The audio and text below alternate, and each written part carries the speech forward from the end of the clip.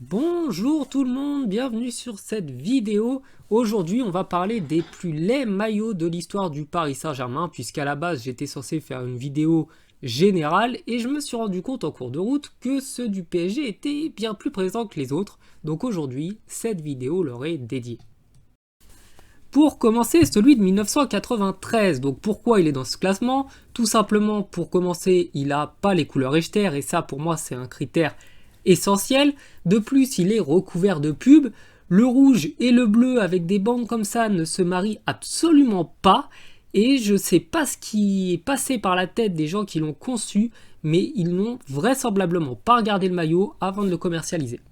On part cette fois-ci en 2008 et là ils ont décidé carrément de vendre un pyjama parce que pour moi ça peut pas être un maillot de foot, il est hideux, je crois qu'il n'y a même pas besoin de justifier sa place dans le classement, vous l'aurez compris tout seul.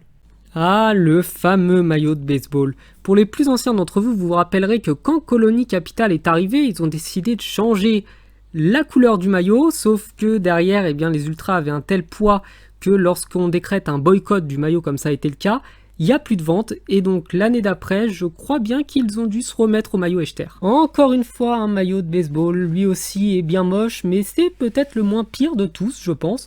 Donc celui-là pourrait parfaitement servir de serpillière, mais de maillot de foot, je suis pas vraiment sûr, donc il mérite lui aussi cette place dans le classement. Et enfin, le dernier maillot, le fameux Bavoir. Donc celui-là avait eu pourtant pas mal de succès, puisque c'est l'année où des millions de Français se sont découverts un amour soudain pour le Paris Saint-Germain. Donc c'est un des premiers maillots de l'époque qatari, probablement le plus pourri qu'ils aient fait, même s'ils ont été quand même pas mal moches les années d'après. Donc celui-là, rien ne va, ni le logo, ni la couleur, ni la forme. C'est véritablement une calamité.